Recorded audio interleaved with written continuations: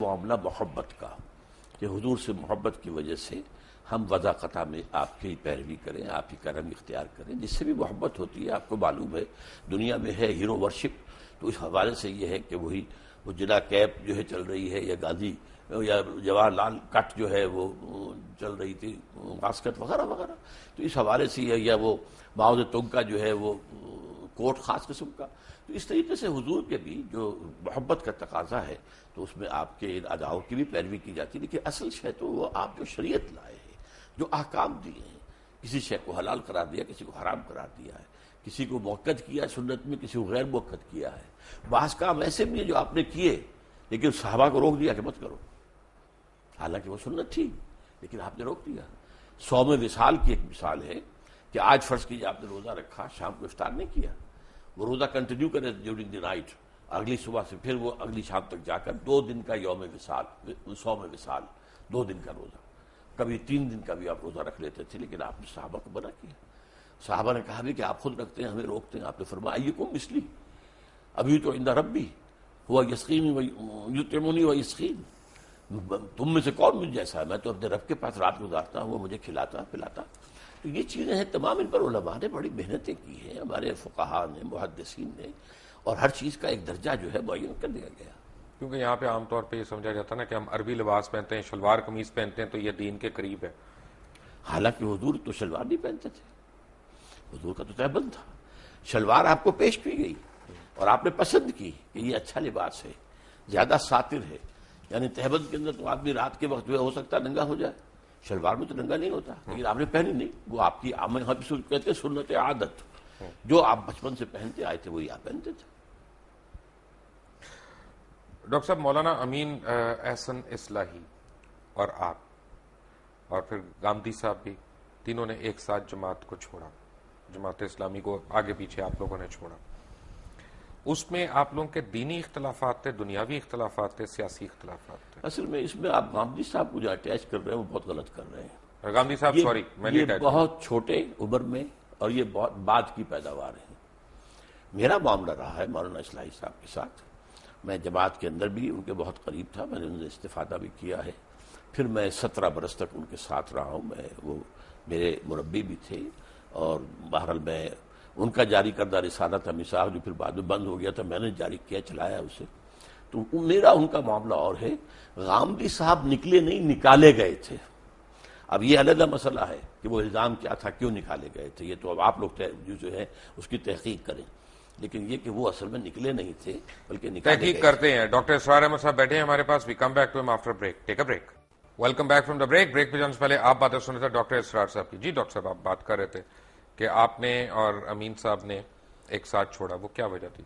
جی اصل میں اس میں ایک تو وہ بات تھی کہ جو میرے ان کے درمیان مشترک تھی، اور وہ یہ کہ ہمارے خیال میں مولانا مودودی نے جو تحریک شروع کی تھی، یہ اصل میں 39-40 میں اس کا انہوں نے ایک فکر دیا تھا، سن 41 میں باقاعدہ قائم ہوئی. وہ ایک انقلابی تحریک کا نقشہ تھا، اسلامی اصولی اور انقلابی تحریک کا. پاکستان میں آ کر انہوں نے الیکشن میں حصہ لے کر اسے ایک اسلام پسند سیاسی قومی جماعت بنا دیا. تو اس سے در حقیقت ہمیں اختلاف ہوا، اور اس پر پھر میں نے 250 صفحے کا ایک بیان بھی لکھا تھا as a members Jamaat Islami, نکل کر نہیں، اندر ہی اندر، جس میں میں نے نوٹ آف ڈسنٹ آپ اسے کہہ سکتے ہیں کہ جماعت اپنی ڈگر سے ہٹ گئی ہے. یہ بیان مولانا اصلاحی صاحب نے پڑھا، بہت پسند کیا. انہوں نے شورا کے لوگوں سے کہا کہ سب لوگ اس کو پڑھیں وغیرہ وغیرہ. لیکن یہ کہ میں تو اصل میں پھر اسی پر جو ہے جماعت سے علیحدہ ہوا ہوں. مولانا اصلاحی صاحب کو ایک ایڈیشنل شکایت یہ تھی کہ مولانا مودودی نے جو بین امرہم شورا بینہم، کہ باہمی مشاورت سے معاملات طے کر کے جماعت کو چلایا جائے، اس کے بجائے ڈکٹیٹوریل جو ہے انداز انہوں نے اختیار کر لیا. یہ ان کا الزام تھا ذاتی مولانا مودودی پر. بہرحال میرا تو چونکہ یہ کہ میں تو ایک ینگ، تو آپ یہ سمجھے تھے کہ جماعت جو ہے وہ سیاست کی طرف اس کو نہیں آنا چاہیے تھا، الیکشن کی سیاست کی طرف. ایک سیاست ہے انقلابی سیاست، خلافت کی طرف، جس میں نظام بدلنا ہوتا، کوئی بھی خلافت ہو. بادشاہت کو ختم کر کے اور کمیونسٹ ریولوشن آئے، ریولوشن، بادشاہت ختم ہوئی اور جمہوری انقلاب آیا، فرینچ ریولوشن تھا. ایران کے اندر بادشاہت ختم ہوئی اور علماء کی حکومت قائم ہو گئی، ایک ریولوشن ہے. تو ریولوشن اور ہے، الیکشن اور ہے. الیکشن تو کسی سسٹم کو چلانے کے لیے کیا جاتا ہے. الیکشن میں حصہ لینے والی پارٹیز جو ہے بیسک جو ہے نظام اس میں کمپرومائز کر رہی ہیں.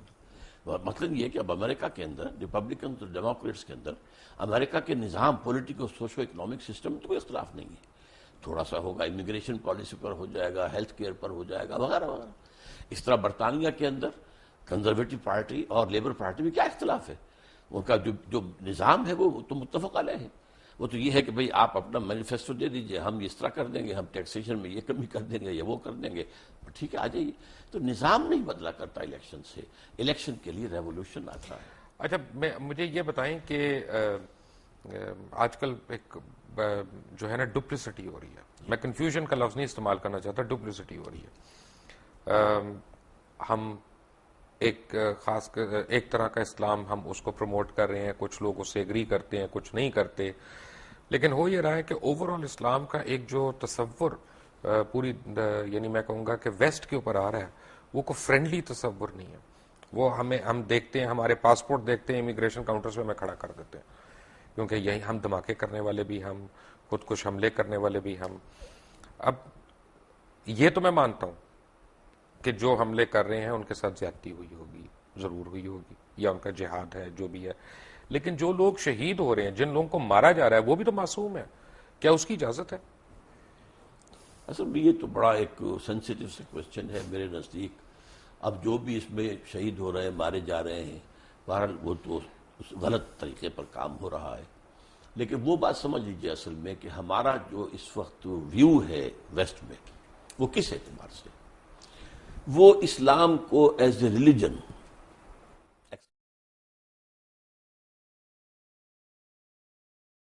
سوشو اکنامک سسٹم کے طور پر ماننے کو تیار نہیں ہے. اور انہیں خطرہ یہ نظر آ رہا ہے کہ دنیا میں مسلمانوں کے اندر ایک دبی ہوئی چنگاری ہے.